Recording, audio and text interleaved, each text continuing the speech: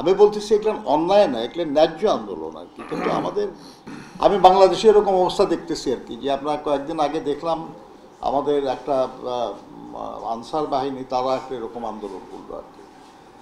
আবার পত্রিকায় দেখতেছিলাম পল্লী বিদ্যুতায়ন বোর্ডের কর্মচারীরা করতেছে, আবার দেখলাম আপনার রিক্সার শ্রমিকরা এরকম করতেছে, আবার আপনার নৌযান শ্রমিকদের কিছু আন্দোলন চলতেছে, গার্মেন্ট শ্রমিকদের কিছু চলতেছে।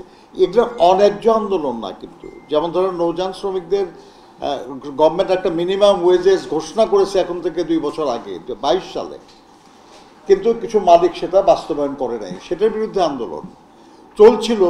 এখন এটা আরও ম্যাচিওর করেছে আর কি। একইভাবে গার্মেন্টসের যে আন্দোলন সেই মানে এই গাজীপুরের দিকে, সেটাও মিনিমাম ওয়েজেস বাস্তবায়ন এবং তাদের বকেয়া মজুরির জন্য। আমি বলতেছি এগুলো অন্যায় না, এগুলো ন্যায্য আন্দোলন আর কি। কিন্তু আমাদের সবার কাছে অনুরোধ থাকবে যেটা, সেটা হলো যে ন্যায্য সমস্যা সমাধানের জন্যও একটু সময় বোধ হয় এই যে অন্তর্বর্তীকালীন সরকার আছে তাদেরকে দেওয়া দরকার, যাতে করে তারা যুক্তিসঙ্গত সমস্যাগুলির সমাধানের ব্যাপারে ব্যবস্থা নিতে পারে। বুঝতে হবে একটা জিনিস আর কি, যে কোনো অন্তর্বর্তীকালীন বা তত্ত্বাবধায়ক বা এরকম সরকার জনগণের সব সমস্যার সমাধান করতে পারে না। এটা হলো রাজনৈতিক সরকারের দায়িত্ব, নির্বাচিত সরকারের দায়িত্ব।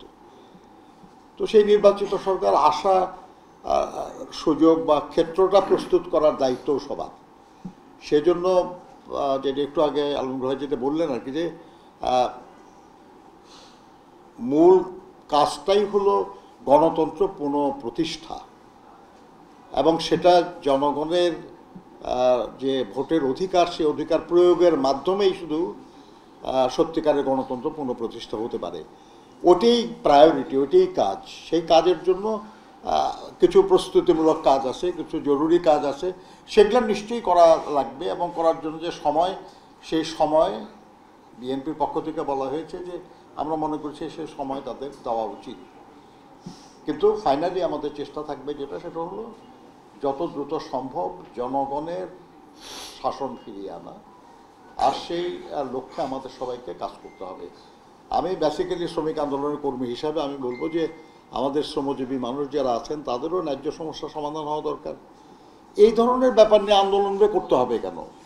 বকেয়ার দাবি নিয়ে কিংবা মজুরি বোর্ড বা সরকার ঘোষণা করেছে সেটা বাস্তবায়ন হচ্ছে না, এই কারণে আন্দোলন করা লাগবে কেন? এগুলো যাতে না লাগে সেই জন্য সংশ্লিষ্ট যারা উপদেষ্টা আছেন তারা আলোচনার ব্যবস্থা করবেন বলে আমি আশা করি।